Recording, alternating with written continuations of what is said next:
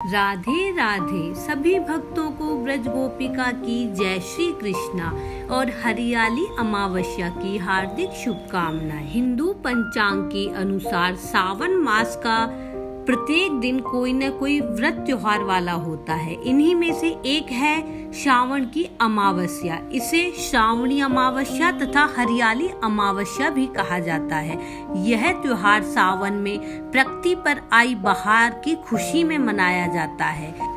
अमावस्या पर पितरों की पूजा का भी विशेष महत्व होता है और अमावस्या पर पीपल पूजन का भी बहुत महत्व माना जाता है। पीपल के फेरे लगाए जाते हैं, पूजा अर्चना की जाती है, उस पे जल चढ़ाया जाता है।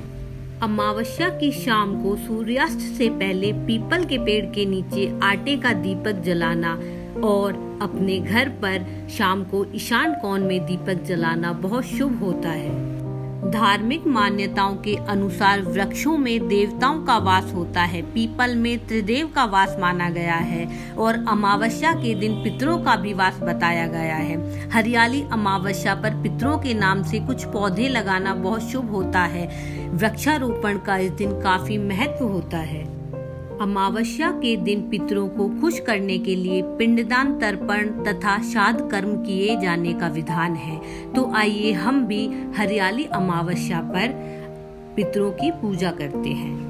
अगर आपके घर में पितरों के लिए कोई विशेष स्थान बना हुआ है तो वहाँ पर प्रत्येक अमावस्या और श्राद्ध में अपने पितरों की पूजा कीजिए। नहीं तो एक चौकी बिछाकर अपने पितरों की प्रतिमा को वहाँ स्थापित करके उन्हें कोई सफेद कपड़ा या तौलिया स्वापी उड़ाकर उनकी पूजा कीजिए और एक दीपक प्रज्वलित करें तथा एक लोटे में जल भर लें। उसमें थोड़ा सा दूध और काले तिल डालें और कुछ मीठा जिसमें गुड़ या शक्कर या बतासा कुछ भी डाल लें। और यहाँ अलग अलग विधान होता है। हमारे यहाँ खीर बनाई जाती है। तो पितरों की पूजा के निमित्त कुछ भोग के लिए मीठा रखें और पितरों को भोग लगाने के बाद गाय के उपले पर अग्यारी पर उनका भोग लगाएं तथा सभी के यहाँ अलग अलग विधान होता है। हमारे यहाँ 2 रोटी या पूड़ी का भोग लगाया जाता है। किसी के यहाँ 5 जगह पे रख के लगाया जाता है। तो जिसके जैसा विधान हो उसी तरह से अपने देवों की पूजा करें। पितरों को भोग लगाने के बाद उस खाने को गाय को खिलाएं तथा पितरों के नाम से गाय को गुड़ और चारा खिलाना भी बहुत अच्छा होता है। पितरों की आत्मा की शांति के लिए दान, पाठ, पूजा तथा ब्राह्मणों को भोजन कराना चाहिए। पितरों के निमित्त रखे जल में थोड़ा गंगा जल मिलाना भी बहुत श्रेष्ठ होता है। इससे पितरों को शांति मिलती है तथा अमावस्या के दिन गरीबों को वस्त्र और भोजन देने से भी आने वाले संकटों से पितर हमारे रक्षा करते हैं। इसलिए हम सभी को समय निकालकर प्रत्येक अमावस्या और श्राद्ध पर अपने पितरों की पूजा अर्चना जरूर करनी चाहिए।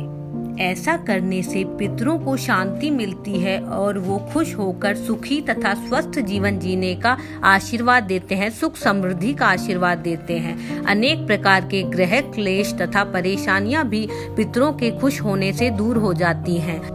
अगर आपके पास अपने पितरों की कोई प्रतिमा ना हो तो एक लोटे में जल भरकर उसमें थोड़ा सा दूध, काले तिल, शक्कर और गंगा जल मिलाकर अपने पितरों के निमित्त सूर्य देव को वह जल चढ़ाएं और अपने पितरों को याद करते रहें। वह भी आपके पितरों को ही लगेगा और वो आपको आशीर्वाद देंगे। अमावस्या पर अपने पितरों के नाम से भगवान शंकर पर भी दूध में थोड़ा जल मिलाकर चढ़ाने से और काले तिल मिलाकर वह जल चढ़ाने से, काले तिल चढ़ाने से पितृ दोष का नाश होता है और भगवान के साथ साथ हमारे पितर भी खुश होते हैं। सो अमावस्या के दिन भगवान भोलेनाथ पर भी दूध और काले तिल जरूर चढ़ाएं। पितरों को भोलेनाथ के गण बताया गया है, इसलिए अमावस्या पर शिव जी की पूजा अवश्य करें और हरियाली अमावस्या पर तो बहुत श्रेष्ठ होती है, क्योंकि सावन का महीना पूरा भगवान भोलेनाथ को समर्पित होता है। इसलिए भोलेनाथ की पूजा करना, बेल पत्र चढ़ाना और काले तिल चढ़ाना बहुत श्रेष्ठ होता है। अमावस्या पर महादेव जी की भली भांति पूजा अर्चना करने से पितृ तृप्त होते हैं और पितरों के साथ साथ महादेव जी का भी आशीर्वाद और कृपा घर पर बनी रहती है। इससे जीवन में आने वाली परेशानियां समाप्त हो जाती हैं। ओम भूतनाथाय नमः, ओम महाकालाय नमः, ओम पितृदेवाय नमः, ओम पितरदेवाय नमः।